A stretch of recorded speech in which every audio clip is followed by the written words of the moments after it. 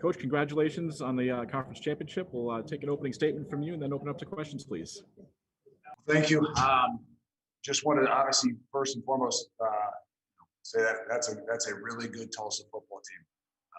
They gave us every single thing. I mean, that was a battle all night, and I'm just so proud of our guys. The way they've been able to be resilient. 28 days. Everybody knows since the last time we played, but there was a 14-day pause in there that we pretty much had no contact, with our guys, and they were almost quarantined themselves. So, we had some guys come back and pull things, and so we just had to fight through a lot of different things, and especially in these last 2 weeks. And for these guys to be resilient, it wasn't the sharpest, it wasn't the cleanest. Those are some of the things you worry about on a layoff. But this team won't be denied. And I don't know how you can look at this team any other way to say everything, every opportunity, every challenge we've had, you guys have stepped up. And I know that everybody else has the decision on what they deserve, but the reality is they've met every challenge that's been thrown in front of them. Not always the easiest, not always perfect, but this is a team that plays in all three phases of the game, and I'm so happy and so proud of these guys. We'll take questions for Coach Fickell, please. Either raise your hand, your hand icon, or shoot a note in the chat, and we'll take your questions. We'll start with Brandon Stahope. Coach, you seem pretty emotional at the with the trophy. Dez was crying after the game and the interview. This team has put a lot of effort, like you said, into the whole year, and I just what did this one mean to you? And do you believe that your team, you said something along the lines of, and you said it again, you can't be denied. This team shouldn't be denied. Do you believe this team deserves a shot at playing for a national championship? Of course I do. I believe that this team deserves a shot. Unfortunately, it's not up to me. And I know that it's about putting your best foot forward and playing your best ball at the end of the year. And, and I hope they realize that. I hope they understand how good of a team that Tulsa is. And what kind of a night it was for us as well. But I think all those things added together, I don't want to be distracted from what we did tonight. And we came to this program 4 years ago. I did, and a lot of people came with us. And we said we wanted to play for championships. And we had an opportunity to play for a championship last year and didn't get it done. And that's been the only thing. We don't talk a lot about goals, but it's been the only thing, not the college football playoffs, about how do we get ourselves back to an opportunity to play for a championship and win a championship. And this is a crazy year for everybody. But for these guys to find a way to do what they did, this is a special group of people. Take the next question from Pete Thamel, please.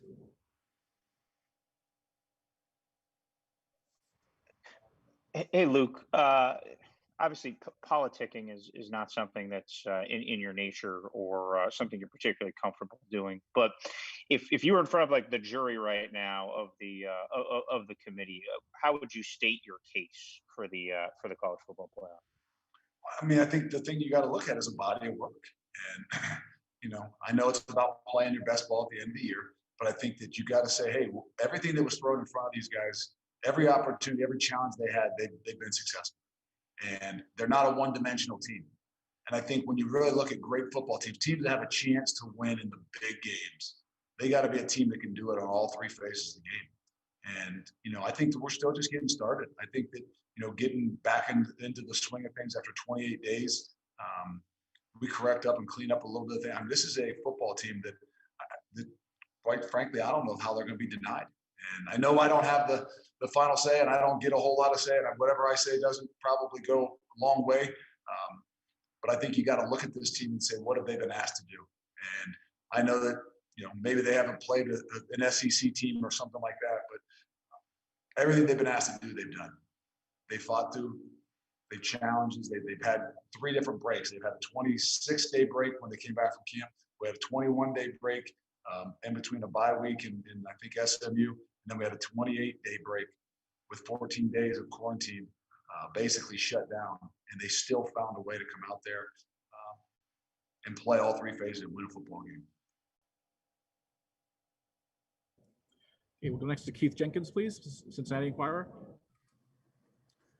Luke, It was a wet one, and you had 5,831 fans dripping wet, but they were there for you guys. How was it, and how special was that to see these people here tonight? It was. I think it really gave our kids a little bit of energy. It gave them a little bit of boost there, especially to start off with. They just came out. You can tell when we came out, even for warm-ups, and they were just, they were grinning from ear to ear. They were excited to play, but just seeing people out there, seeing fans, hearing people holler at them as they were coming out.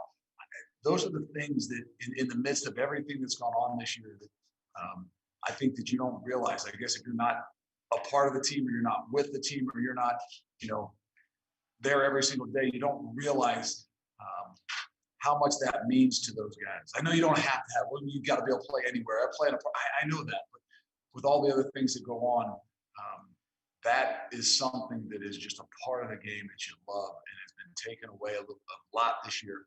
And I think it was big for them. I think it was great for them to see and know that there's a lot of people out there, no matter what the situation, whether it was, they were going to be there for them. Okay, we'll go next to Justin Williams with The Athletic, please. Coach, you haven't kicked a ton of field goals this year. You haven't had to. What's going through your mind there right at the end as you send Cole out? And did you say anything to him before that? No. It was going through my mind as I should have kicked him earlier, when we went for it. But our philosophy is to be aggressive. We believe we can get it. Got incredible faith in those guys. We put the ball in the middle of the field, to be honest with you, and we kept running it a little bit further to the right hash. But we've had enough confidence in Cole. I mean, what he did at UCF, coming back from that place from 2 years ago, even though not being at his best and being down most of the week, he had the utmost confidence. He's had those days where he's had to struggle, and when those guys and people have failed before and really struggled, when they get put back in those situations, when they got enough heart and guts and toughness, they're really successful in the long run. And I think he paid the price a couple of years ago. He gets to celebrate a lot more now. We'll go next to Chad Brindell, please. Coach, I know you're not much of an overly emotional guy, but when you get home tonight and sit down and think about what this team has been through, a couple bouts, with COVID and being able to go 9-0 undefeated, win an American Conference championship, there be a little maybe emotion that creeps in as you look back at everything? Yeah, there will be, and there is some. I mean, even before the game, pregame meal, I just, I don't think I told the guys how proud I was of them, and I am of them, and I had an opportunity to do that, and I just had to kind of pause there for a couple seconds, because the tough thing for as a head coach is you're not in, with those guys. You don't have the group every single day to be able to tell them a lot of those things, and so at times you got to take some of that time, and then I did it. I felt a little bit of emotion, and then then you get back to what you're doing, and you get focused and locked back in. And even throughout this entire game, there wasn't a whole lot of time to celebrate and have a lot of emotion based on what was going on the football field. So hopefully when I get home, I'll be able to relax a little bit here and realize that I owe my wife something, because I told her when we win a conference championship, I'll get you a new ring. So I think finally I'll be able to reflect a little bit and realize I got to pay up on a promise I made. Okay, we'll go next to Paul Daugherty, please, Cincinnati Enquirer. Oh, Paul, just got to unmute yourself if you would. Got it. Congratulations. At this moment, how much do you really care about the opinions of the playoff committee, what they think of your team? And do you think that winning tonight means as much or more to your players as any postseason berth might? Right now, I don't care. And that's why even like when Pete asked the question, I had to kind of muster up, because I don't. Now, tomorrow morning, when I start to think about all these guys and how much they've done and how much work they've put in, and we don't talk about it a lot, but I know how much it would mean to them to just have an opportunity.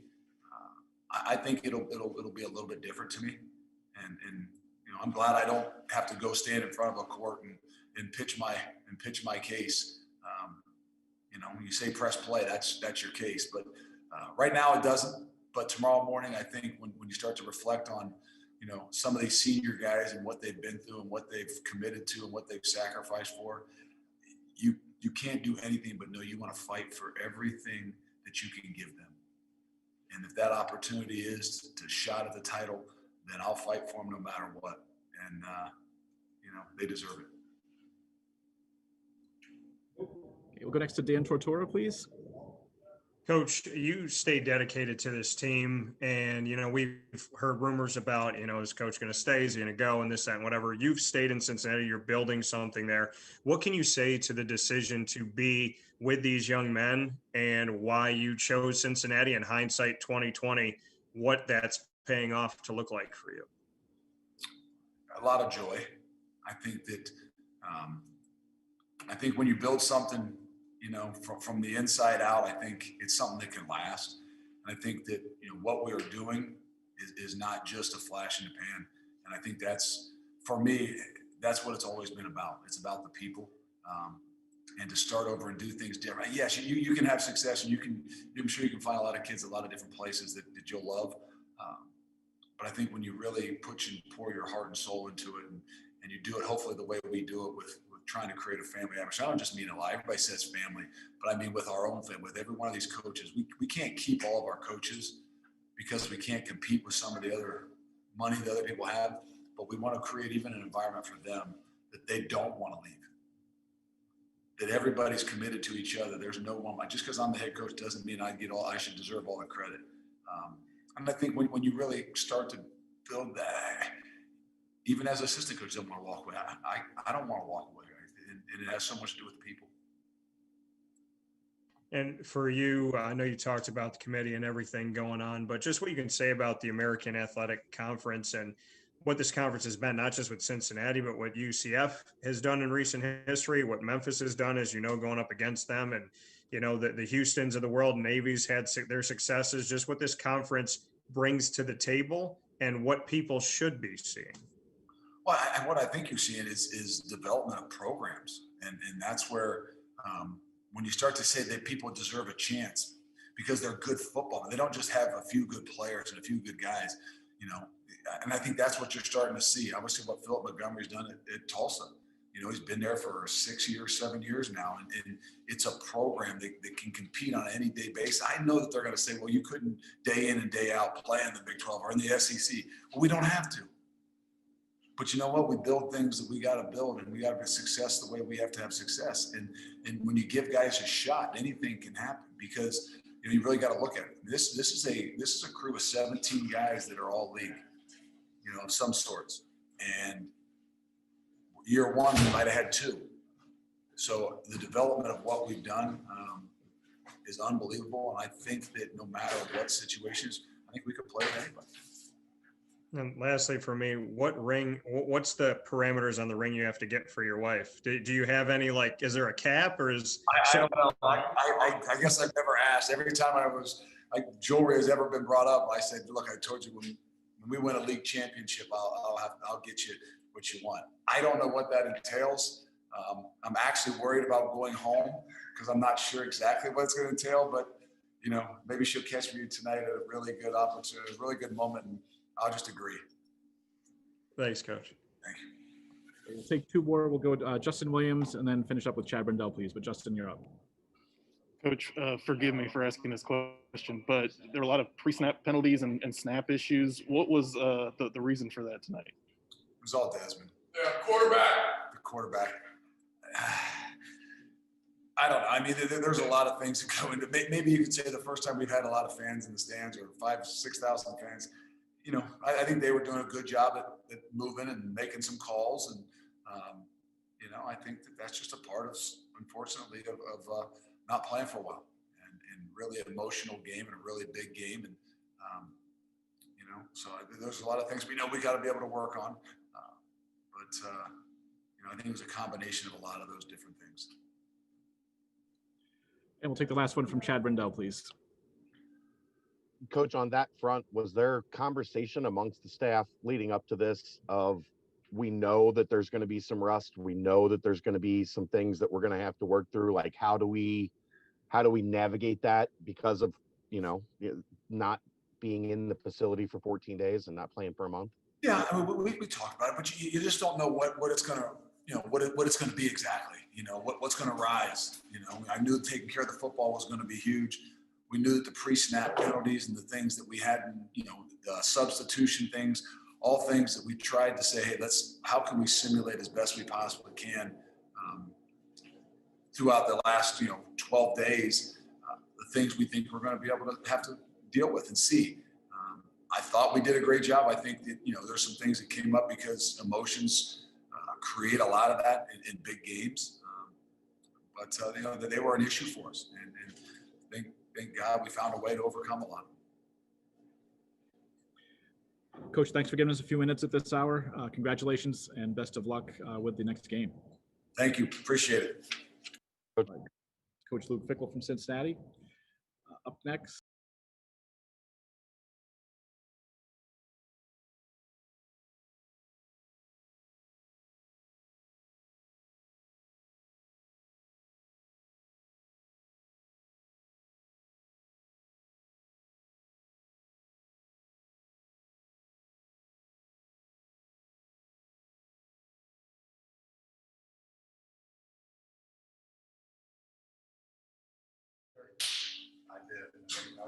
We'll take the first question from Logan, please.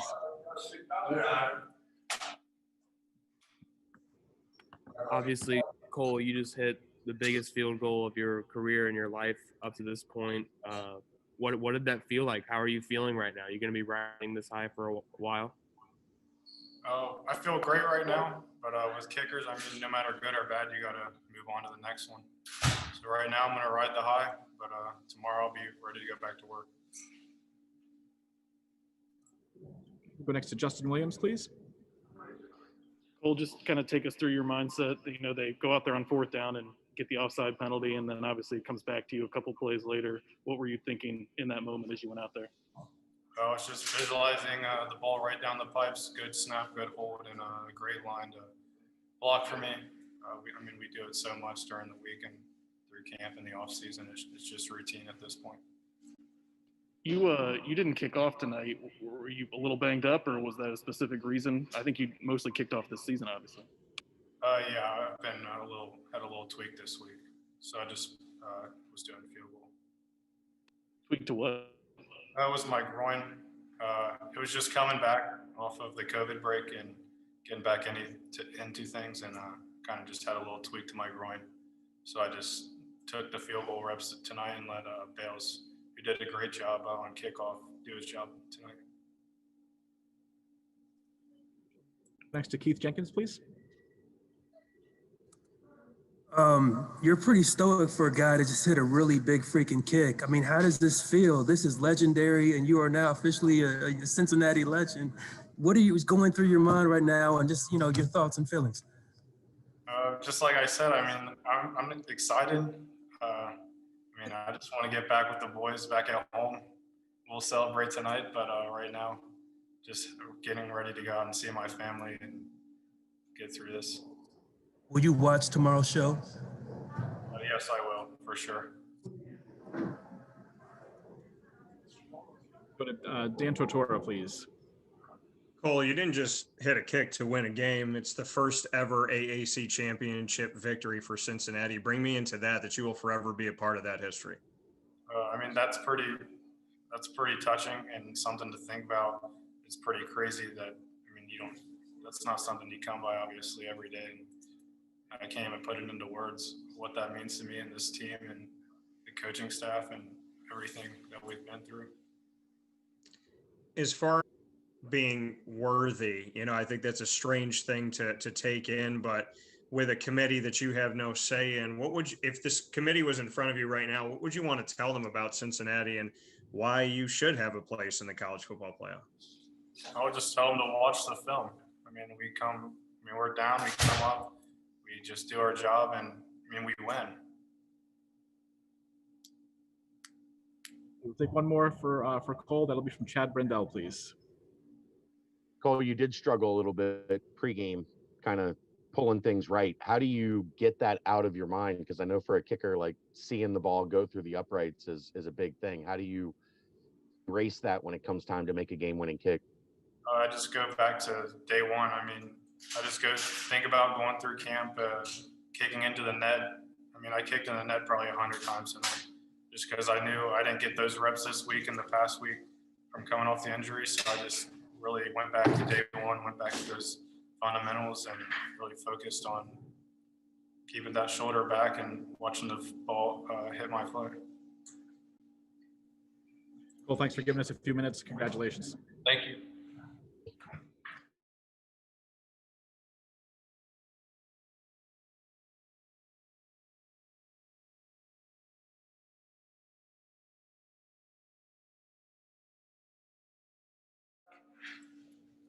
Okay, we'll start the first question with Brendan Saho, please. Hey, Des, congrats. And we saw on TV just how emotional you were going through the season. I mean, you had doubters for the first 2 or 3 games. My light goes out in the middle of a question. That's I'll ask through it anyway. You had a lot of doubters maybe in the first couple of weeks. It's been a long journey for you to get to this point. What did it mean to win this title and just be able to celebrate in the field? Why was it such emotional for you? Like you said, it's been a long time coming.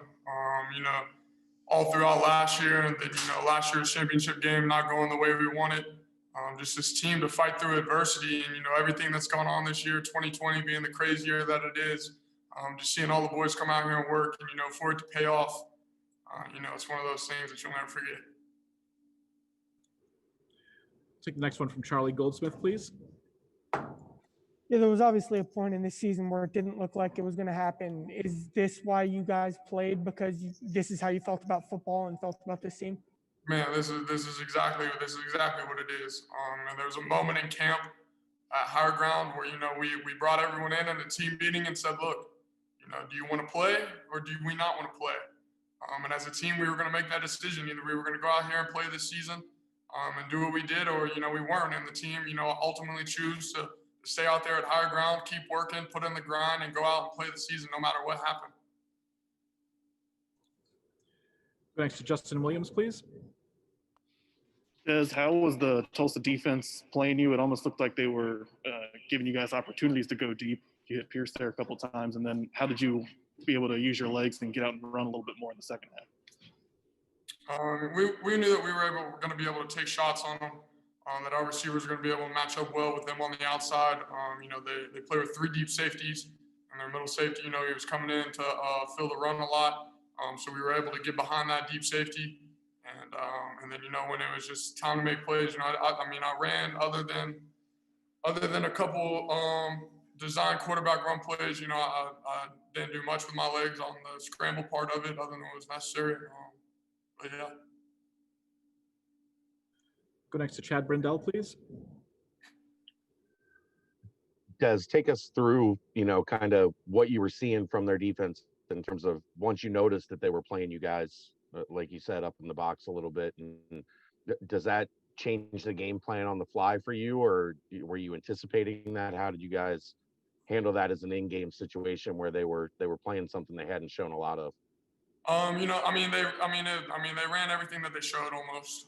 They just that little adjustment that they made. It wasn't hard for us. We were able to get the balls on the outside and get going. We didn't run a lot of inside zone plays. We ran a lot of outside zone, outside stretch plays to keep it outside the box just because they were filling that extra guy inside. Go next to Logan Lusk, please. What's up, Des? Congratulations, man. I just got one thing to say. Alec Pierce, how big was that man for you tonight? Every time you looked at him, he seemed to be there for you, came up when it mattered most. He's huge. He's been a big part of this team ever since he got here on campus. He went out with a little injury earlier in the season, which was a big blow to us. But for him to come back, have the ending of his season that he did, we can always count on big-time players and make big-time plays, and that's what he did.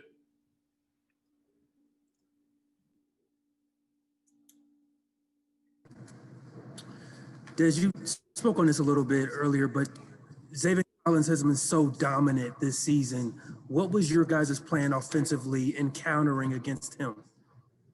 I mean, we weren't countering against number 23 Xavier Collins. We were counting against Tulsa defense.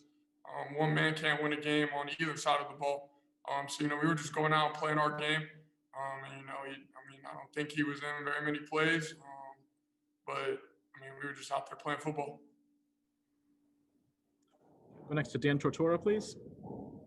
Des, I saw that your grandmother taught you how to throw a spiral. How much credit are you giving her for this game and for the career up to this point? And what does she mean to you? I know there's a lot of emotion out there on the field. I would give her a lot of credit, and all credit due to my family. They pushed me through tough times and good times, through adversity and struggles. They've always been there with me throughout thick and thin, and they'll always be with me throughout thick and thin. And it's just, I mean, it's crazy to come out here and do what we did and know that you can make your family proud. We look at what could happen this season. If the committee was right in front of you right now, what would you want to say to them? What should they know about Cincinnati football? What should they know about the American Athletic and the quality of talent that you have gone up against and defeated this year? This conference can compete with anyone, in the country, and it doesn't matter who we're going to play. No one in this conference is going to back down from anyone. We're going to go up 11 guys versus 11 guys and play football. Once the ball's down, we're going to go. What I would tell the conference committee right now is, we didn't play that good of a game tonight on the play clean index, but just know that we can come out and execute. Take a couple more for Des. We'll go next to Neil Meyer, please. Hey, Des, first off, congratulations. I know you had that 28 days off.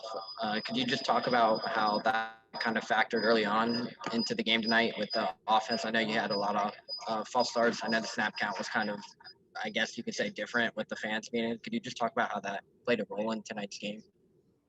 Yeah, you could say we were a little rusty. One of our goals, for every game is to start fast. That we kind of didn't do. We were really killing ourselves. We were telling ourselves that, Tulsa's defense wasn't really stopping us. They were, but they weren't. We were stopping ourselves. But yeah. Okay, we'll go next to Brent Young, please. Hey, Des, kind of just piggybacking off that, what exactly was going through your mind and the team's mind on that fourth down play that you drew them off sides? When we were in the huddle, since it's gone all game the way it went, we were just telling everyone, do not move. No matter what happens, make sure that they jump off sides. Talking to Jake Renfro before you snap that ball. But really just get them jump off sides. And we'll take the last one, Brendan Seho, please. Des, coach said after the game that this team, he doesn't know how someone could deny this team. Well, why do you guys believe that you deserve to be in the college football playoff? Like I said earlier, we're a whole bunch of guys who are overlooked, but we can compete with anyone and will compete with anyone when the ball goes down. We'll be ready to play whenever the time comes.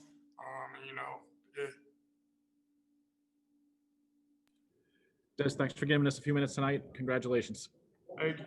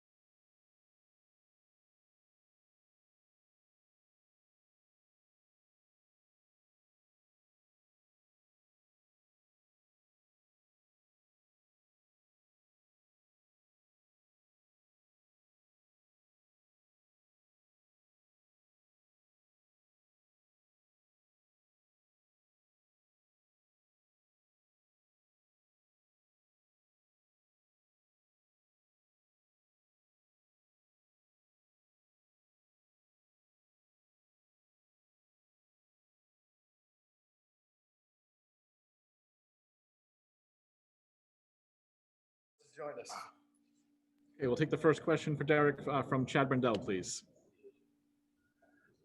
Derek, you had some guys go down on defense, Wig and Jarrell, and guys able to overcome some adversity on that side and find some ways to get stops when you need them.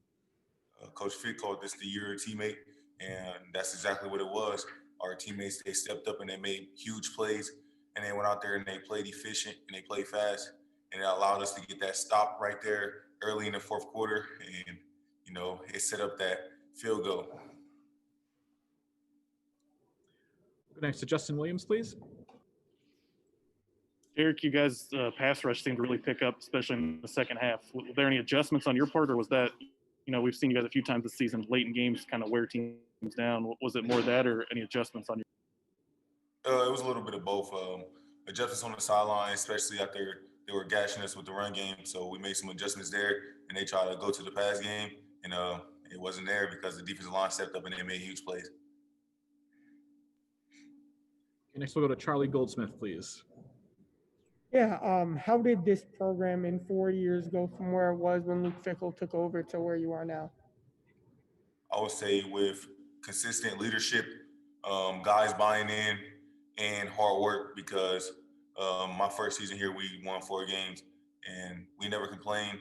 We just put our heads down, we grinded, and we loved one another, and that allowed us to win this championship.